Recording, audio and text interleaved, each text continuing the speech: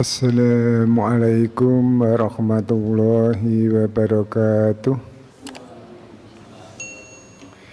Bismillahirrahmanirrahim. Alhamdulilladzi unzila fil Qur'an hudal linnasi wa bayyinatin minal huda wal furqan.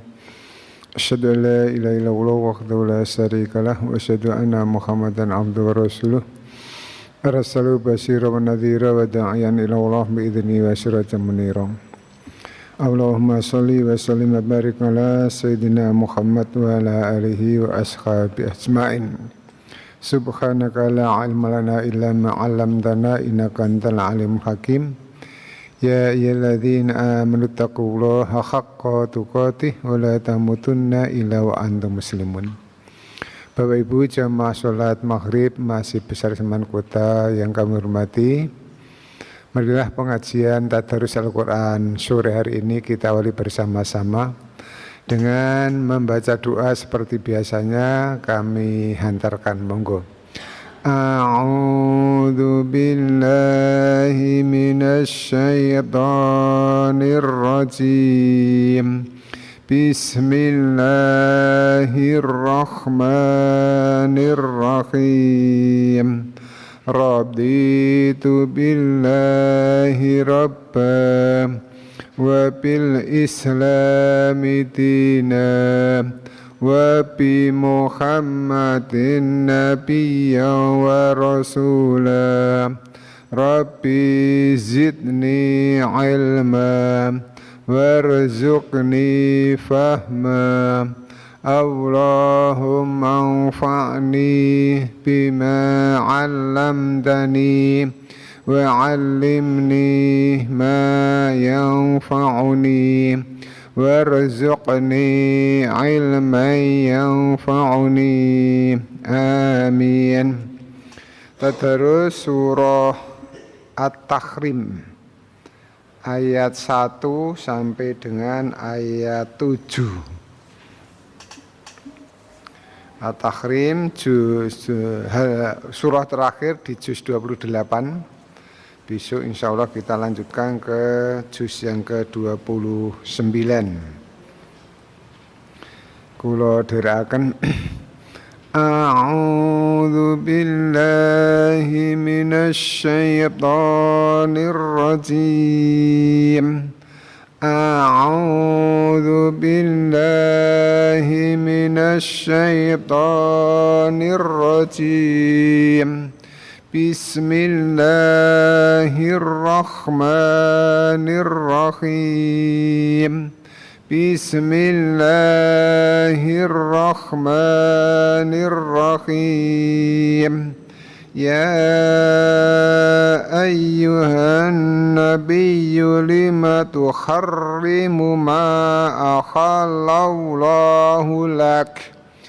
Ya ayyuhan nabiyyu lima tuharrimu ma ahallallahu lak. Tabtaghi mardata azwajik. Tabtaghi mardata azwajik. Wallahu ghafurur rahim. Wallahu ghafurur rahim.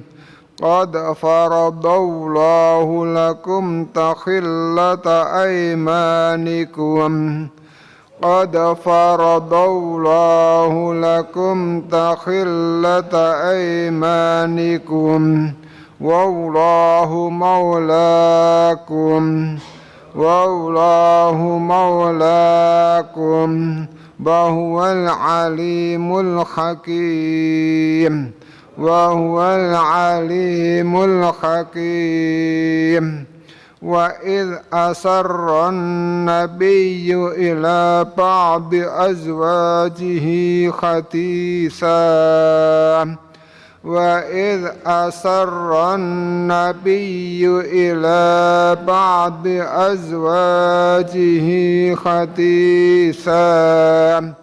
Falamma نبأت به وأظهره الله عليه عرف بعضه وأعرض عن بعض فلما تبين وأظهره الله عليه عرف بعضه وأعرض عن بعض فلما نبأها به قالت من أنبأك هذا فلما نبأها به قالت من أنبأك هذا قال نبأني العليم الخبير قال نبأني العليم الخبير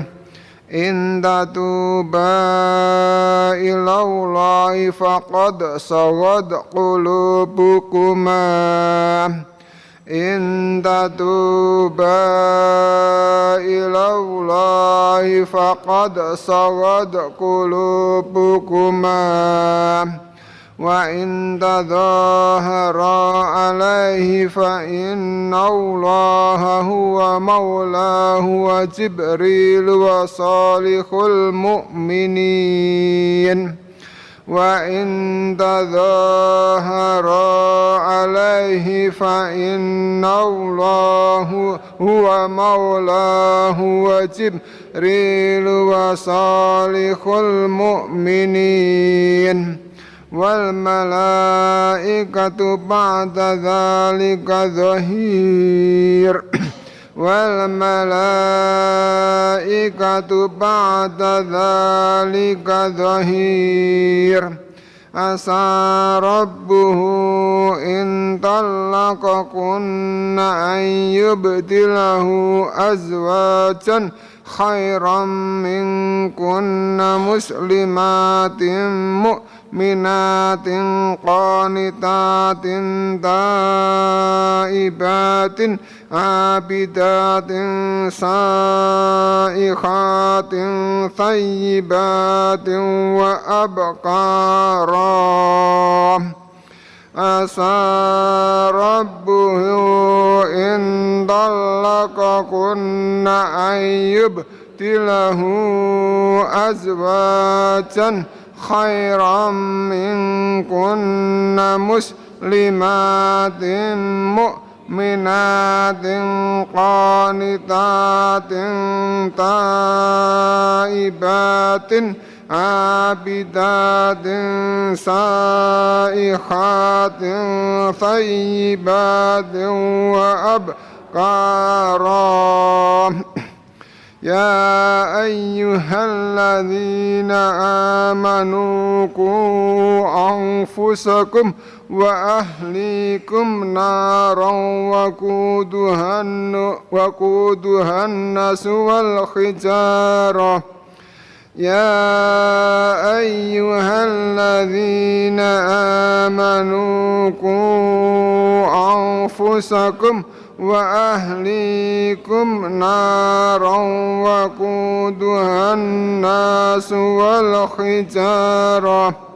وقودها الناس والحجارة عليها ملائكة غلاظ شداد لا يعصون الله ما أمرهم ويفعلون ما يؤمرون وقودها الناس والحجارة عليها ملائكة غلاظ شداد لا يعصون الله ما أمرهم ويفعلون ما يؤمرون يا أيها الذين كفروا لا تعتذروا اليوم يا أيها الذين كفروا لا تعتذروا اليوم إنما تجزون ما كنتم تعملون إنما تجزون ما كنتم تعملون. Shadaqal Azim. Allahumma arhamna bil Qur'an. Alhamdulillahirabbil alamin. Telah kita baca 7 ayat dari surah menjelang juz 29. Mudah-mudahan menjadi bagian amal kebajikan, amal ibadah yang diterima Allah Subhanahu wa taala. Amin ya rabbal alamin. Bapak Ibu sekalian yang berbahagia rahimani wa rahimakumullah, kita lanjutkan terjemah surah Yunus yang terakhir, ayat 108 dan 109. Itu adalah yang terakhir kita baca di sore hari ini. Kemudian nanti kita lanjutkan surah berikutnya, surah yang ke-11 yaitu surah Yunus, surah Hud. Ayat ini kami bacakan. A'udzubillahi minasyaitonir rajim. Qul ya ayyuhan nasu qad ja'akumul haqqu mir rabbikum faman ihtada fa innama yahtadi li nafsihi wa man dhalla fa innama yadillu 'alaiha wa ma ana 'alaikum biwakil. Wattabi' ma yuha ilaika wasbir hatta yahkum Allah wa huwa khairul hakimin. Katakanlah, hai manusia, sesungguhnya telah datang kepada kamu kebenaran dari Tuhan kamu. Sebab itu barang siapa yang mendapat petunjuk maka semata-mata dia mendapat petunjuk untuk dirinya sendiri. Dan barang siapa yang sesat, maka semata-mata dia menyesatkan dirinya. Dan bukanlah aku terhadap kamu seorang pemelihara. Dan ikutilah apa yang diwahyukan kepadamu dan bersabarlah hingga Allah memutuskan, dan Dia adalah sebaik-baik hakim. Yang ayat terakhir ini ditujukan kepada Nabi Muhammad SAW. Dan bukanlah aku terhadap kamu seorang pemelihara, dan ikutilah apa yang diwahyukan kepadamu dan bersabarlah hingga Allah memutuskan, dan Dia adalah sebaik-baik hakim. Banyak perintah dan larangan yang telah dikemukakan sebelum ini. Untuk itu sebagai penutup urian surah, ayat terakhirnya memerintahkan Nabi Muhammad SAW menyampaikan bahwa perintah dan larangan itu adalah untuk kepentingan masing-masing, bukan untuk kepentingan Rasul. Katakanlah, hai seluruh manusia, baik yang percaya maupun yang tidak, baik yang hidup pada masa Muhammad maupun sesudahnya, sesungguhnya telah datang kepada kamu kebenaran, yakni Al-Quran, dari Tuhan pemelihara penganugerah kebajikan dan pembimbing kamu. Sebab itu barang siapa yang mendapat petunjuk, yakni beriman kepada Muhammad dan mengamalkan kandungan Al-Quran, maka semata-mata dia mendapat petunjuk untuk kebaikan dirinya sendiri. Karena dengan demikian dia akan hidup tenang dan bahagia di dunia dan di akhirat. Dan barang siapa yang sesat sehingga mengingkari kebenaran Al-Quran dan juga kenabian Muhammad, maka semata-mata dia menyesatkan, yakni mencelakakan dirinya sendiri. Dan bukanlah aku sejak sekarang sampai kapanpun terhadap kamu, hai seluruh manusia, seorang pemelihara. Aku hanya bertugas menyampaikan ajaran ilahi. Tuhanlah yang akan memutuskan segala sesuatu. Setelah memberi ketuntunan dan peringatan untuk semua manusia, ayat ini diakhiri dengan tuntunan untuk Nabi Muhammad SAW, yakni tuntunannya, dan hai Muhammad, setelah engkau menyampaikan tuntunan dan peringatan ini, ikutilah dengan bersungguh-sungguh dan dalam semua kegiatanmu apa yang diwahyukan, yakni yang dituntun, dianjurkan oleh Allah Subhanahu wa Ta'ala kepadamu, dan bersabarlah dalam menyampaikan wahyu itu dan dalam menghadapi segala macam tantangan, hingga Allah memutuskan antara kamu dan mereka yang durhaka, dan Dia adalah sebaik-baik hakim karena Dia maha mengetahui yang lahir dan yang batin, maha adil dan maha bijaksana. Demikian sebagai penutup surah ini, yang kemudian kita akan melanjutkan di surah yang ke-11, surah Hud. Wallahu a'lam bishawab. Mudah-mudahan yang sudah kita pelajari menjadi bagian amal soleh, amal ibadah yang tersimpan di sisi Allah Subhanahu wa Ta'ala, karena yang tersimpan di sisi Allah itulah yang kekal. Dan insya Allah kita akan bertemu dengan apa yang telah kita pelajari, menjadi teman yang baik nanti di alam kubur dan terus berlanjut sampai di alam akhirat. Mudah-mudahan ini bagian amal soleh yang akan menjadi bekal bagi kehidupan kita, baik ketika di dunia menjadi semakin kuat imannya, menjadi semakin bertakwa kepada Allah, dan juga menjadi bekal di alam akhirat. Karena iqra'il Qur'an fa innahu ya'ti yaumal qiyamati syafi'an li ashabih. Bacalah olehmu Al-Qur'an, karena Al-Qur'an itu akan memberikan syafaat nanti di hari kiamat kepada para penggemarnya, orang-orang yang cinta dengan Al-Qur'an. Salah satu bukti kecintaan itu adalah dengan membaca. Kalau menurut Pak Fathul Hilal itu, kita tataran mencintai Al-Qur'an itu membaca, menterjemahkan, mentafsirkan, mentadaburi dengan cara bacaan sesuai dengan tajwid dan tahsin.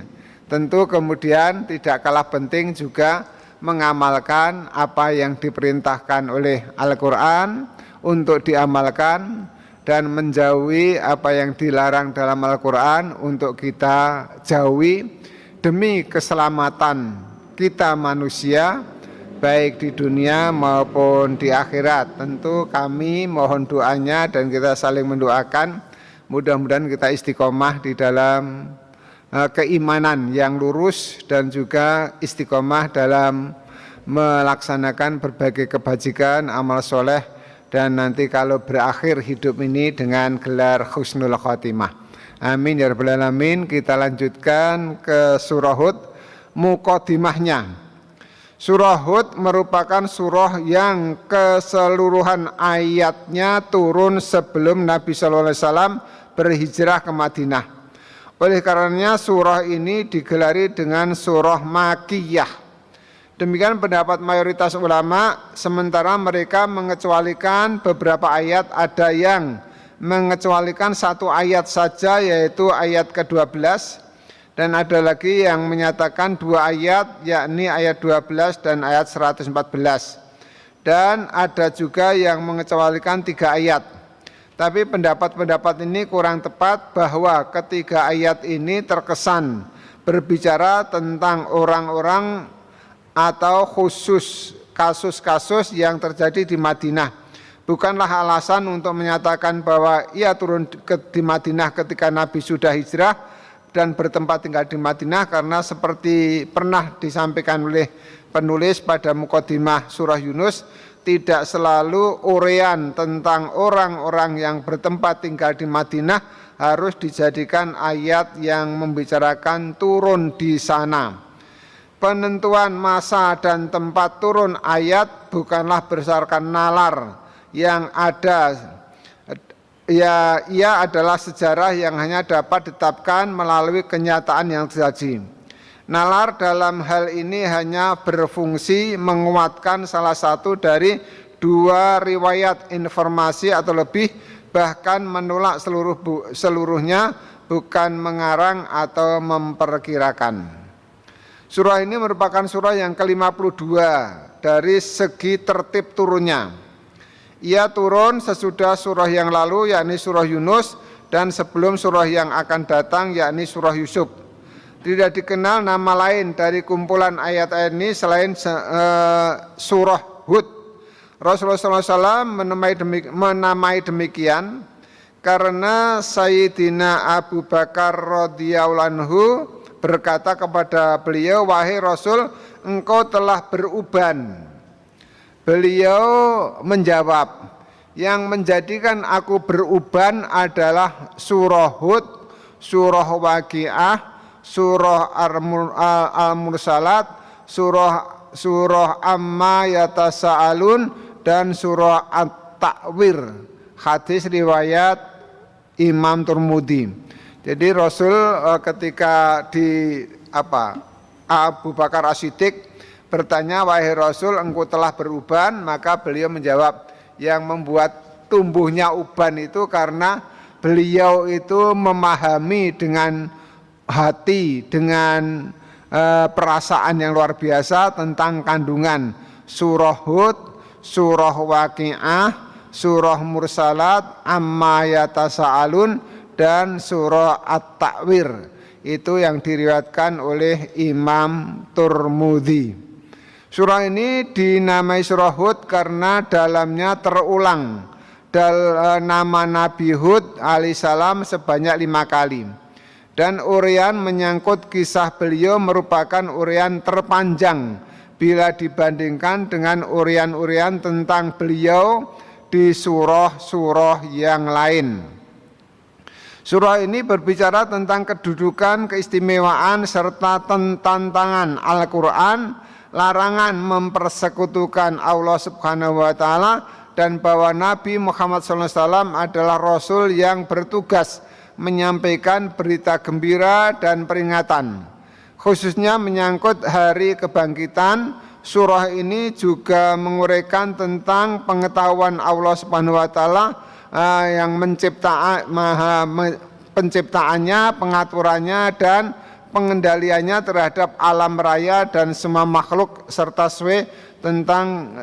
dan uraian tentang kebinasaan pada para pembangkang dan aneka tuntunan bagi yang taat. Ini merupakan satu-satunya surah yang menguraikan peristiwa air bah yang menenggelamkan kaum Nabi Nuh alaihi salam. Itu Muqaddimah dalam buku ini, Tafsir Al-Misbah, tentang surah yang akan kita pelajari bersama atau kita baca bersama, yaitu surah Hud ayat 1 dan seterusnya. Yang pertama di kelompok 1 adalah surah Hud ayat 1 sampai 4. Masih lama. Sudah 13 menit. Saya bacakan. Kelompok pertama, surah ini merupakan muqaddimah yang menunjukkan 3 hal pokok dari prinsip ajaran ilahi yang disampaikan oleh para nabi dan rasul kepada semua manusia. Ketiga hal pokok tersebut adalah tentang wahyu dan risalah kenabian, ibadah kepada Allah yang Maha Esa, sanksi dan ganjaran duniawi dan ukhrawi. Firman Allah ayat 1 dan 2, A'udzubillahi minasyaitonirrajim. Alif lam ra, kitabun uhkimat ayatu thumma fusilat min ladun hakimin khabir. Alla ta'budu illallah innani lakum minhu nadhirun wa basir. Alif lam ra. Ini sudah pernah kita bacakan uraian oleh para pakar tentang singkatan huruf-huruf yang menjadi awal dari sebuah surah. suatu kitab yang ayat-ayatnya disusun dengan rapi, kemudian dijelaskan secara terperinci, yang diturunkan dari sisi yang maha bijaksana lagi maha tahu, agar kamu tidak menyembah selain Allah. Sesungguhnya aku terhadap kamu darinya adalah pemberi peringatan dan pembawa kabar gembira. Kalau saya matur ayat ini di forum ini, yang rawuh itu sudah beriman semua, sudah yakin dengan kenabian Rasulullah SAW, sudah yakin dengan Al-Quran. Tapi ketika Nabi SAW menyampaikan Al-Quran di kota Mekah, karena ini ayat Makkiyah, maka Nabi itu selama 13 tahun menyampaikan Islam di Mekah itu hanya dapat kurang dari 100 orang. 13 tahun 13 tahun berdakwah itu mendapatkan sahabat tidak lebih dari 100 orang. Dalam kitab yang lain disebutkan hanya 68 orang. Coba bayangkan betapa beratnya dakwah Rasulullah SAW ketika di Mekah, karena ketika Rasulullah SAW turun dari Gua Hira, mendapat perintah Iqra bismi rabbikal ladzi khalaq dan seterusnya, itu di kota Mekah satu pun tidak ada orang yang Islam, atau tidak ada satupun orang yang beriman kepada Nabi Muhammad SAW sebagai Rasul utusan Allah. Sekali lagi satu pun nggak ada. Ketika beliau turun dari Gua Hira membawa Iqra bismi rabbikal ladzi khalaq, maka kemudian dalam sejarahnya dari kelompok wanita yang pertama beriman dengan kerasulan Rasulullah Muhammad SAW adalah istrinya sendiri, yaitu Khadijatul Kubra. Itu yang pertama beriman, perempuan yang beriman tentang kenabian Rasulullah SAW. Kemudian untuk remaja atau bapak-bapak itu adalah Abu Bakar As-Siddiq, karena Abu Bakar As-Siddiq itu usianya setara dengan Rasulullah Muhammad Sallallahu Alaihi Wasallam. Kemudian untuk anak-anak atau remaja muda, itu yang pertama beriman tentang kerasulan Muhammad SAW adalah Ali bin Abi Thalib. Kemudian untuk masyarakat umum atau katakanlah kelompok miskin, karena waktu itu memang Zaid bin Thabit itu termasuk orang yang miskin yang ikut Rasulullah SAW, menjadi anak angkat Rasulullah SAW, itu yang beriman pertama kali dengan firman Allah atau diangkatnya Rasulullah SAW menjadi Rasul utusan Allah Subhanahu Wa Taala. Sekali lagi kita bisa bayangkan, meskipun pada waktu sebelumnya Rasulullah SAW sudah mendapat gelar Al-Amin, orang yang dipercaya, tapi ternyata setelah Rasul menyampaikan risalah Islam dengan wahyu-wahyu dari Allah Subhanahu Wa Taala, justru mereka yang kemarin memberikan gelar Al-Amin memberikan ganti gelar menjadi tukang sihir. Itu kan berat sekali ya, tugasnya sangat luar biasa beratnya. Anak kula kali jenengan ngaji teng Masjid Sleman wis rasa bingung-bingung, wis do rawuh dhewe, istiqomah, jenak duduk di sini sampai kalau suruk sampai suruk masih pada ngaji. Tiap besok pagi juga ada pengajian suruk, lusa juga ada suruk, kemudian pada hari-hari yang lain. Nah itu kita syukuri bahwa kita berjarak jauh dengan Rasulullah, baik jarak waktu maupun jarak tempat, tapi kemudian hidayah sampai kepada kita dan kita menerima Islam sebagai agama. Dalam surah ini diawali dengan Alif Lam Ra, kemudian diterangkan bahwa Al-Quran itu suatu kitab yang ayat-ayatnya disusun dengan rapi. Kita bisa melihat sampai hari ini, kita bisa melihat sampai hari ini dan sampai seterusnya bahwa Al-Quranul Karim, kitab suci Al-Quran itu dimanapun dan telah disepakati oleh seluruh umat atau umat Islam khususnya bahwa terjemah Al-Quran itu selalu diikuti dengan teks asli bahasa Arab.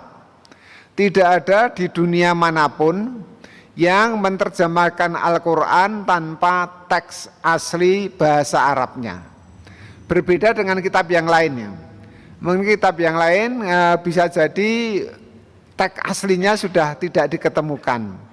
Atau mungkin juga nggak tahu, wallahu a'lam bishawab. Tapi kalau Al-Quran panjenengan yang pernah ke Masjidil Haram misalnya, di sana kalau kita ingin mencari Al-Quran dengan terjemah bahasa apapun ada.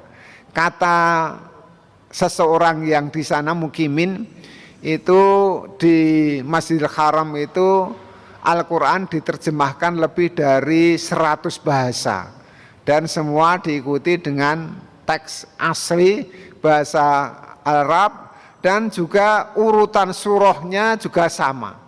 Sejak semua yang ada surahnya yang pertama ya Al-Fatihah, kemudian Al-Baqarah, kemudian Ali Imran dan seterusnya, diakhiri dengan Al-Falaq, An-Nas, itu semua sama dalam keserasian yang kerapian yang luar biasa. Itu kitab suci yang sekarang sudah sejak diturunkan oleh Allah kepada Nabi Muhammad sudah 1447 tahun yang lalu. Dan sudah dicetak dengan berbagai bahasa dan ada di mana-mana, dan alhamdulillah kita diberikan kekuatan oleh Allah untuk cinta terhadap Al-Quran. Sehingga Bapak Ibu pasti saya yakin di rumah di antara sekian banyak buku atau apapun di rumah tentu ada Al-Quran, baik yang terjemah atau yang mushaf asli tanpa terjemah kanan kiri, atau ada juga yang punya tafsir sampai 30 juz, tafsir Al-Maroghi, sepertinya Bapak Haji RS Maraman itu punya Al-Maroghi sampai 30 juz. Itu kan luar biasa bahwa kita bisa belajar dari tafsir Al-Maroghi 30 juz. Saya juga, kalau saya tidak punya banyak, saya punya hanya beberapa buku yang kami miliki untuk belajar sendiri di rumah dan kadangkala untuk bekal kalau matur kepada jamaah. Itu salah satu keistimewaan Al-Quran yang Allah mengatakan inna nahnu nazzalna dzikra wa inna lahu lahafidun.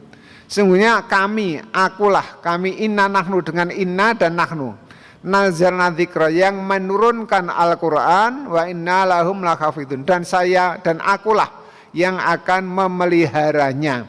Sehingga kalau itu di dalam surah Al-Hijr ayat 9 ya. Al-Hijr ayat 9 inna nahnu nazzalna dzikra wa inna lahu lahafidun.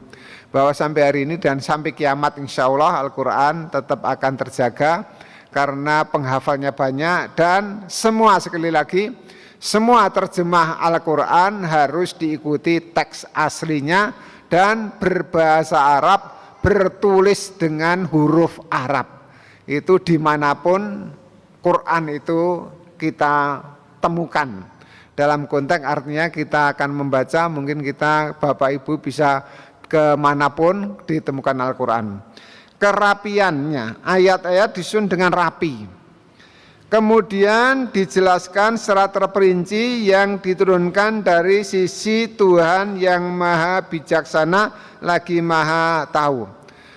Seperti disampaikan oleh Pak Kirman Senin kemarin bahwa tafsir terbaik adalah ayat Al-Quran ditafsirkan oleh ayat Al-Quran yang lain. Itu tafsir terbaik.